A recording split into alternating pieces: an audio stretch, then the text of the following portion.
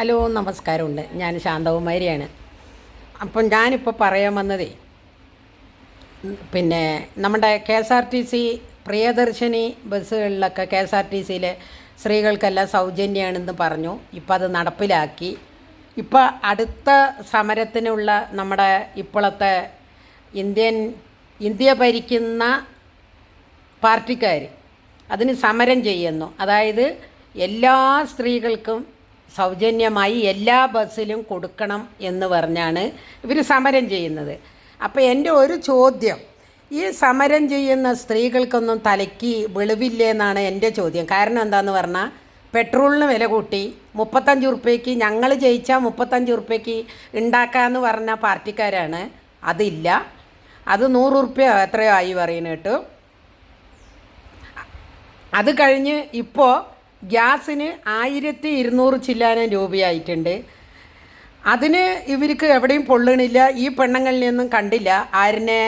നമ്മുടെ തിരുവനന്തപുരം കോർപ്പറേഷൻ ഭരിക്കുന്ന ആൾ, കേന്ദ്രമന്ത്രി നമ്മുടെ സുരേഷ് ഗോപി, നമ്മുടെ പാലക്കാടിലത്തെ ശോഭാ സുരേന്ദ്രൻ, നമ്മുടെ ഉള്ളി സുര, പിന്നെ ആരൊക്കെയോ ഇങ്ങനെ കുറേ പേര് ഇങ്ങനെ കോരം സ്ത്രീകൾക്ക് സൗജന്യം കൊടുക്കുക പറഞ്ഞിട്ട് ഇപ്പോൾ എല്ലാ സ്ത്രീകൾക്കും ഇല്ല.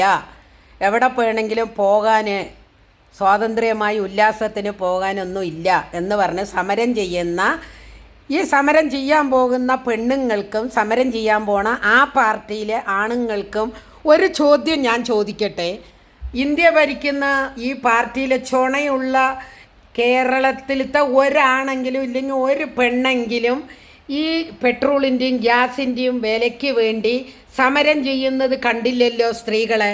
ആ ഗ്യാസ് എന്ന് പറയുന്ന സാധനം എന്താ, സ്ത്രീകൾക്ക് ഉൾപ്പെട്ട സാധനം അല്ലേ? ഇല്ലെങ്കിൽ പെട്രോൾ എന്ന് പറയുന്നത് നമ്മൾ വണ്ടി ഓടിക്കുന്ന വണ്ടിയിലേക്ക് വേണ്ടതല്ലേ? അപ്പോൾ എന്താണെന്നറിയോ, കോൺഗ്രസ് ഭരിക്കുമ്പോൾ എങ്ങനെയെങ്കിലും അവരിനെ ഈ കിടന്നുറങ്ങുന്ന നായിൻ്റെ കുണ്ടിയിൽ കോലിട്ട് ഇളക്കുന്ന പോലെ കോൺഗ്രസ്സിന് ഭരണം കിട്ടിയപ്പോൾ അവരിനെ ഒന്ന് കോലിട്ട് ഇളക്കാമെന്ന് പറഞ്ഞിട്ട് നമ്മുടെ ഇന്ത്യ ഭരിക്കുന്ന പാർട്ടിക്കാരിൽ കുറേ വെളിവ് കെട്ട പെണ്ണുങ്ങൾ ഈ വിളിച്ചു പറയാൻ സിന്താവ വിളിക്കാനും പോകുമ്പോൾ ഒന്ന് ആലോചിക്കണ്ടേ? നമ്മളുടെ ഗ്യാസിൻ്റെ വില കുറയ്ക്കാൻ നമ്മൾ ചെയ്തിട്ടില്ല, നമ്മൾ പെട്രോളിൻ്റെ വില കുറയ്ക്കാൻ ചെയ്തിട്ടില്ല. അങ്ങനെ പല കാര്യങ്ങൾക്കും നമ്മൾ സിന്താവ വിളിക്കാൻ പോകാത്ത പെണ്ണുങ്ങൾ ഈ K S R T C ബസ്സിൽ നമ്മൾക്ക് സൗജന്യമായിട്ട് എല്ലാവർക്കും വേണം പറയുന്നതിൽ എന്ത് ന്യായമുണ്ട് സ്ത്രീകളെ നിങ്ങൾക്ക്? ഇതിനൊക്കെയല്ലേ പ്രതികരിക്കേണ്ടത്? ഗ്യാസിന് പ്രതികരിക്കണ്ടേ? ഞങ്ങളുടെ കോൺഗ്രസ് ഭരിക്കുന്ന കാലത്ത് എന്തുണ്ടായിരുന്നു? ഇപ്പോൾ 1200 രൂപയാണ് ഒരു ഗ്യാസ് കുറ്റിൻ്റെ വില. ഞാൻ ഓട്ടോറിക്ഷ ഓട്ടിക്കുന്ന സമയത്ത് എത്ര 54 രൂപയോ 56 രൂപയോ എത്രയോ ഉണ്ടായിരുന്നുള്ളൂ ഒരു ലിറ്റർ പെട്രോളിന്. ഇപ്പം അതിന് വന്നിട്ട് 100 രൂപൻ്റെ പുറത്തായി എന്ന് പറയുന്നു കേട്ടു.